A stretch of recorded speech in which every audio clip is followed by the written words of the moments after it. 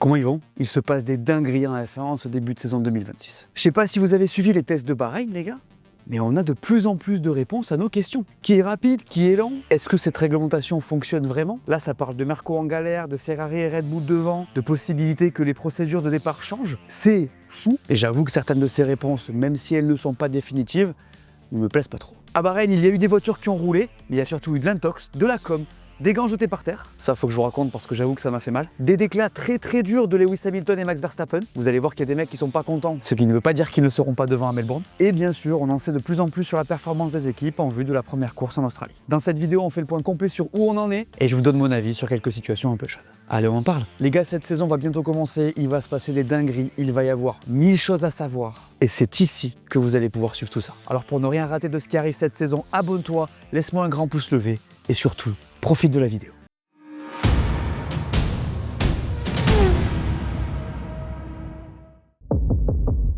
Il y a un énorme problème avec Aston Martin. Pour ceux qui n'ont pas suivi, je pense que vous ne pouvez pas imaginer à quel point c'est galère. Attends, Lance Stroll qui nous sort qu'ils pensent qu'ils ont 4 secondes à rattraper sur les meilleurs? 4 secondes? Mais c'est pas vrai! C'est pas possible, les gars! Je vous avais dit dans cette vidéo que cette voiture était impressionnante, mais qu'on ne savait pas ce qu'elle valait. Et bien, force est de constater que pour l'instant, c'est un tracteur. Ils avaient réussi à la sortir du garage à Barcelone. Là, elle a roulé, mais ça a été très compliqué. Cette voiture, elle est lente, difficile à conduire, et c'est pas une interprétation, puisque tout le monde le dit, même chez eux. Les mecs se sont trompés dans le cahier des charges. Ils nous ont construit une F2. Pardon, c'est pas drôle en fait. D'ailleurs, je suis personnellement touché par cette histoire, les gars. Je mettais mes derniers espoirs dans cette Aston pour que Fernando puisse aller chercher la 33e. Et ben, c'est mal barré. En parlant de Fernando, d'ailleurs, il se dit qu'il aurait jeté ses gants là, comme ça, de rage, en sortant de la caisse à la fin de son premier roulage. En vrai, les gars, c'est hyper dur pour lui quand même. T'imagines, tu rejoins Aston Martin en 2023, tu fais tes podiums, ça marche. Tu redescends, mais t'as 2026 en ligne de mire avec Adrian Newey, la nouvelle soufflerie, tout ça. Et là, Honda arrive en exclusivité.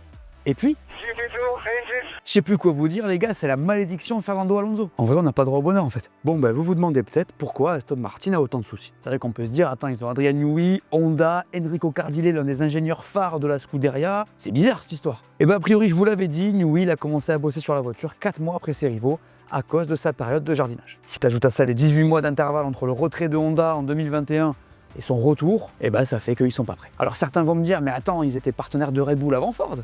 Qu'est-ce que c'est que cette histoire? Alors oui, ils bossaient avec eux, mais sur des moteurs gelés, et du fait de leur retrait, le département de développement des moteurs de F1, bah il était à l'arrêt. C'est assez fou, et en vrai, on aurait dû le voir venir, mais bon, le fait est qu'Aston est pour le moment très loin du compte. Rien n'est optimisé, la voiture est en surpoids, le moteur est vraiment loin des autres. Si vous voulez un exemple, il suffit de regarder la freinage. Avec cette nouvelle réglementation, ces phases sont critiques pour recharger la batterie, entre autres, même si on parle beaucoup de ça actuellement, vous avez capté. Et ben l'Aston, elle bloque les roues hyper souvent, et elle a l'air très imprévisible, quel que soit le pilote au volant. Alors est-ce que le responsable c'est le moteur, la boîte ou la mécanique? On ne sait pas. Ce qui est sûr par contre, c'est que le package global, il est pas fou. Ils ont fait 206 tours sur ces tests, c'est la 11e équipe sur 11 à ce niveau-là. Je le répète, ils seraient à 4 secondes des meilleurs. Voilà.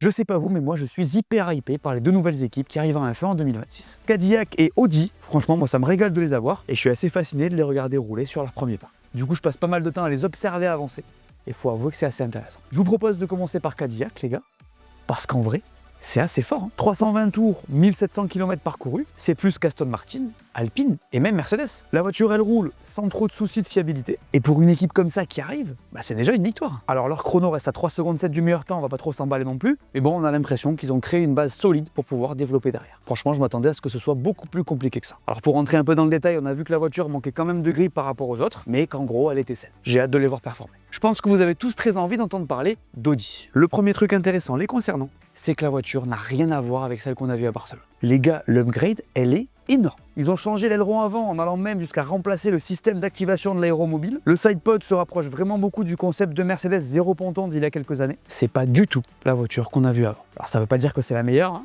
Loin de là pour le moment. Mais bon, ça, j'ai jamais dit que ça serait le cas en 2026. D'ailleurs, la voiture a aussi eu de gros problèmes de comportement sur les freinages au début des tests, où elle avait du mal sur les rétrogradages vers des vitesses très basses. Ce que doivent faire les pilotes pour maximiser l'utilisation du turbo, on en parle plus tard. Et c'était un souci pour Audi, puisque les pilotes avaient du mal à remonter sur les gaz rapidement en sortie de virage. Après, le moteur a l'air de rouler correctement. Ils ont fait 354 tours, ils sont la 5e équipe à avoir le plus roulé. Ça va. Pour le moment, ils sont au fond, on va se le dire, mais ça progresse de leur côté.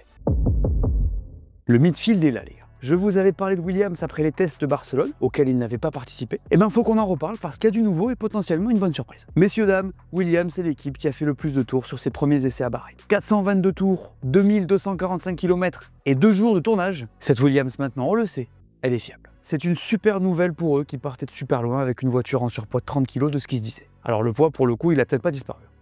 Ça, je garantirais. Quoi qu'il en soit, cette voiture a l'air confortablement dans le midfield en termes de performance. Et le souci, c'est qu'on sent qu'ils sont quand même un peu encore en retard, quoi. Derrière Haas, derrière Alpine. La voiture a l'air un peu rigide. Ça manque de grip, tout ça. Les simulations de course n'étaient pas idéales si on les compare aux deux équipes que je viens de citer. On est mieux que prévu si on compare à il y a 2 semaines, mais on est beaucoup moins bien que prévu si on compare à il y a 6 mois. Ce qui est sûr, c'est qu'ils auront beaucoup de boulot sur les prochains 3 jours de test. Faut qu'on parle un peu de Haas, les gars, parce que ça se passe super bien en fait. La plus petite équipe de la grille est satisfaite de ses tests à Bahreïn. Le kilométrage est bon, la performance a l'air d'être présente. On a l'impression qu'ils sont juste derrière les top teams. Encore une fois, pour eux, c'est clean, sans problème majeur, ça roule. C'est solide. Quand tu compares à d'autres équipes, en vrai, c'est fou comment c'est fluide. Je suis assez surpris de ce qu'ils arrivent à faire. Après, tu me diras, maintenant, c'est l'expérience qui parle peut-être. Pour finir sur Alpine, les gars, on n'en sait pas trop en fait. Ça se passe assez bien globalement. Ils semblent derrière les 4 premières équipes. Donc, par rapport à leur classement de l'année dernière, a priori, ils ont fait un step-up.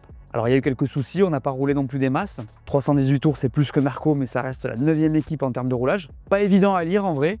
C'est mieux que Williams, mais c'est pas extraordinaire. On refait le point sur eux après la prochaine salle de test.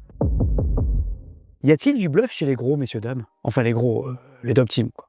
Vous avez capté. Ce qui est marrant sur ces tests, c'est qu'on a l'impression que personne ne veut l'étiquette de favori. Mercedes a quitté Barcelone en championne. Mercredi à Bahreïn, on parlait de Red Bull. Jeudi, c'était Ferrari. Vendredi, Mercedes à nouveau. C'est marrant de voir à quel point on se renvoie la balle, tant sur la piste qu'en dehors. Et pour commencer par ce qui se dit devant les micros, c'est assez ouf de voir que tout le monde fait tout pour mettre la lumière sur les autres. Alors évidemment, dans la bouche de tout le monde, c'est Mercedes qui est favorite. Les Russell champions du monde vont bon train. Mais dès qu'on demande à quelqu'un de chez Marco ou de ses clients, bizarrement, la référence, c'est quelqu'un d'autre. Red Bull en l'occurrence. D'ailleurs, ça s'explique en vrai. Et oui, selon Max Verstappen, Mercedes et ses clientes rouleraient avec une puissance réduite pour détourner le regard de la FIA de la polémique qui les concerne. Lui, il dit que là, la puissance moteur, elle est réduite et qu'Hamilton, il devrait être autrement plus rapide dans les lignes droites. Intéressant. En tout cas, ça aurait du sens. D'ailleurs, les gars, parlons-en de Mercedes. Parce qu'on n'est pas du tout sur la même dynamique qu'à Barcelone si on regarde les chiffres. 282 tours réalisés, 1461 km parcourus, 10e équipe sur 11 en termes de roulage. C'était pas de tout repos pour Marco qui a connu quelques soucis de fiabilité. Antonelli, les gars, c'est le pilote de la grille qui a le moins roulé. Son roulage de mercredi a été réduit. Il a aussi perdu la majorité de celui de jeudi. Sur le papier, pas évident pour un rookie. Je dis bien sur le papier. En fait, tout le monde pense que Mercedes cache son jeu. George Russell a déclaré qu'ils avaient fait un pas en arrière sur ses tests. On a vu le roulage, mais je sais pas, il y a comme une sensation de, comme on dit en F1, de sandbagging. Donc du fait qu'on ne veuille pas montrer les cartes, quoi. Je sais pas, j'ai l'impression de ce que j'entends, de ce qu'on me dit, que c'est quand même assez évident pour tout le monde. Après, c'est vrai que la FIA a quand même pas mal leur saison entre les mains. Avec cette histoire de moteur, je vous tiens au courant. Quand on parle de gros, les gars, on parle aussi évidemment de Ferrari, qui a réussi cette deuxième salve de test de pré-saison. Alors, il y a des petites choses qu'on note, notamment le comportement de la voiture qui n'est pas parfaite entre les mains de Lewis, mais il y a des gros points positifs, notamment sur l'analyse des longs relais qui étaient à chaque fois meilleurs que ceux de McLaren. Alors, on ne connaît pas les niveaux d'essence, les modes moteur, c'est sûr, mais globalement, on sent que c'est solide de leur côté et qu'ils construisent quelque chose. D'ailleurs, on va parler des départs et du gros problème potentiel qu'ils représentent dans la partie suivante, mais Ferrari semble vraiment être la meilleure équipe dans cette partie, au vu de leur capacité à minimiser le turbo-lag. Je vous explique après. Donc voilà, je pense qu'on peut être optimiste chez Ferrari. C'est rare ces derniers temps, alors on va continuer à les observer. McLaren, par contre, c'est un peu flou. Ils sont la première équipe en termes de roulage à égalité avec Williams, donc ça c'est bien, mais on ne sait pas vraiment où en est la voiture. Ça a manqué de constance sur les tours qu'ils ont fait. Ça pouvait être impressionnant. On a vu la capacité de Norris à utiliser la première vitesse au virage 10, ce que tout le monde n'arrive pas à faire. Et puis ça a pu paraître compliqué aussi. D'ailleurs, entre les deux, c'est Piastri qui a eu l'air d'avoir le plus de mal avec la voiture. Il a pas mal bloqué les roues sur les freinages et perdu l'arrière à haute vitesse. On a aussi vu beaucoup de wheel spin sur les vitesses 3 et 4, ce qui montre que l'équipe n'est pas encore au top en ce qui concerne le chargement et le déploiement de la batterie. On l'a dit, c'est plus compliqué pour les équipes qui ne sont pas des constructeurs à part entière. Et McLaren ne fait pas son propre moteur. Donc pour eux, c'est toujours un point d'interrogation. Pour finir sur Red Bull, les gars, il y a plusieurs points. D'abord, le moteur, il impressionne tout le monde. À Barcelone, on parlait de fiabilité. Là, ce qui occupe toutes les conversations, c'est sa capacité de déploiement et sa performance globale. Grâce à leur vitesse de pointe assez folle, et les gars, le travail sur la boîte, il est ouf. Et oui, un peu comme je vous le disais par rapport à Norris tout à l'heure, Red Bull est capable d'utiliser la première vitesse sur les gros freinages. Et c'est Max Verstappen qui a été le premier à le faire à Bahreïn. En gros, au virage 10, typiquement à Bahreïn, il descend jusqu'en première, ce qui permet d'avoir un régime moteur plus élevé et ainsi mieux recharger la batterie. Alors d'autres pilotes l'ont tenté, mais on a l'impression que Red Bull l'a programmé. D'ailleurs, il aurait une technique bien spéciale pour rétrograder de manière générale, puisqu'il ferait des doubles rétrogradages, toujours avec le même objectif. Donc par exemple, il est en 5, il ferait 4, 3, pause, 2, 1. Ah ouais mec, Ils sont vraiment hyper forts ces mecs, c'est assez impressionnant comment ils arrivent à toujours trouver quelque chose. Après je vous dis ça, selon leur propre dire, ils seraient la 4e force du plateau. Bluff ou pas, je sais pas. Ce qui est sûr, c'est qu'ils ont marqué les esprits. J'ai pas parlé de la voiture d'ailleurs, mais globalement ça va, même si elle était encore loin d'être sur des rails en termes de grip. Ça bougeait quand même pas mal, que ce soit aux mains de Max ou d'Isaac. Il y a quelques virages qui n'ont pas pu être pris, c'est pas encore une fusée. D'ailleurs, si vous vous posez la question, Isaac a l'air de très bien s'adapter à la voiture. Donc voilà où on en est en ce qui concerne les top teams. Bon, on a quelques problèmes quand même. Dans cette vidéo, je vous faisais part de mes inquiétudes en ce qui concerne la nouvelle réglementation. Et bien, force est de constater que j'avais pas complètement tort. Ce que je vous avais dit, c'était des suppositions basées sur mon analyse. Et du coup, il y a pas mal de choses qu'on a abordées qui semblent se confirmer. Allez voir la vidéo à la fin de celle-ci et vous allez voir, c'est assez intéressant. À Bahreïn, les médias étaient présents contrairement à Barcelone. Et donc, on a eu des déclarations des pilotes par rapport à tout ça. Alors, il y a eu un peu tout.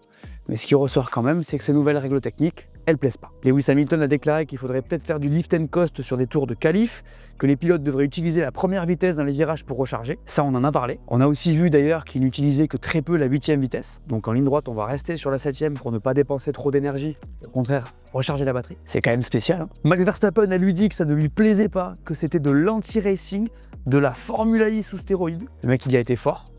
En vrai, c'est très sérieux. Il dit ça parce qu'il faut gérer la batterie plus qu'autre chose, qu'il faut penser à énormément de trucs, alors que c'était déjà le cas avant. Et là, on s'éloigne vraiment du racing classique. Charles Leclerc lui a dit qu'il n'était pas fan, et il l'a dit gentiment. Et écoutez Fernando Alonso. Avant, être un bon pilote était un facteur décisif pour aller vite. Maintenant, au virage 12, on roule 50 km/h moins vite, car on ne veut pas gaspiller l'énergie et la garder pour les lignes droites.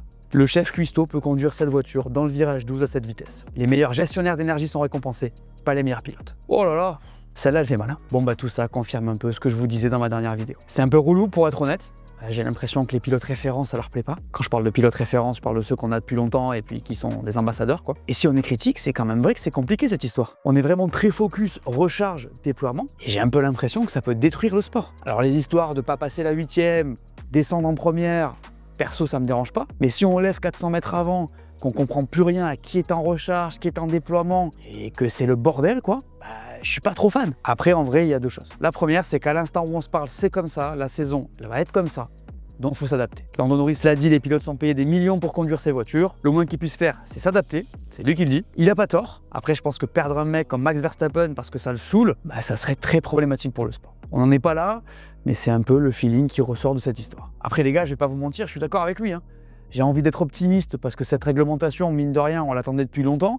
Parce que ça peut rebattre les cartes, parce qu'on peut avoir du racing intéressant, mais j'espère que ça va marcher. Alors si c'est n'importe quoi, la FIA et Formula One réagiront, c'est pour ça qu'il ne faut pas trop s'inquiéter, et j'avoue que ça pose quand même beaucoup de questions. Ça, c'est le moins qu'on puisse dire. Autre chose hyper importante, les gars, qu'on a découvert sur ces tests, c'est qu'il y a potentiellement un problème avec les procédures de départ. Vous vous rappelez d'une séquence de départ en 2025 ? Les voitures se mettent sur la grille, le drapeau vert, premier feu, et là... Et ça part. Je le fais bien, hein. Bah là, cette année, c'est plus... Je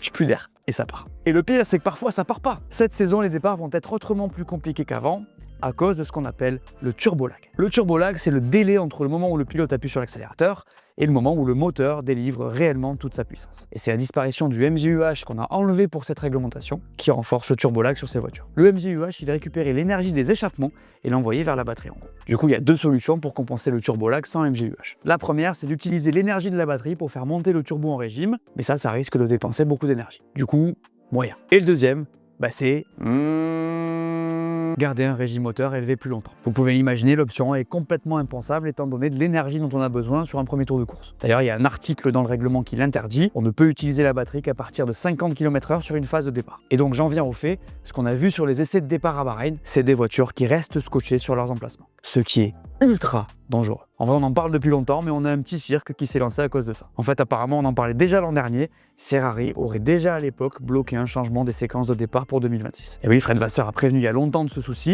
et il semblerait que la Ferrari, comme je l'ai dit, soit super bonne sur les départs. Donc que cette équipe aurait anticipé ça. McLaren a demandé à ce que la FIA propose quelque chose pour limiter les risques à Bahreïn. Apparemment ça va être discuté, mais ça pourrait encore bloquer. Après entre nous les gars, je vois pas comment ça peut bloquer quand on voit l'enjeu de sécurité que c'est. A priori, il y aurait deux solutions sur la table. La première, ça serait d'augmenter le temps minimum entre le moment où la dernière voiture s'installe sur la grille et le début de la séquence des feux. La deuxième, ça serait de revenir sur la règle d'utilisation de la batterie sur les départs. Pour moi, on ira sur la première, même si ça fera bizarre. Ça peut compliquer pour être honnête ce début de saison au niveau des philosophies. Pas évident de lire ce qui va se passer, mais en vrai, c'est Melbourne qui nous donnera toutes les réponses. Voilà, c'était un petit débrief de ces essais avec les forces en présence, qui est lent, qui est rapide, qui a bien roulé. On a parlé des enjeux, j'espère que ça vous aura éclairé. Merci beaucoup. Donnez-moi vos avis en commentaire. Voilà, merci à tous de m'avoir écouté, j'espère que cette vidéo vous a plu, laissez-moi un pouce bleu, dites-moi en commentaire ce que vous pensez de tout ça. N'oubliez pas d'aller voir mes dernières vidéos que vous n'auriez pas vues, dites-moi tout, et on s'abonne. Allez, ciao!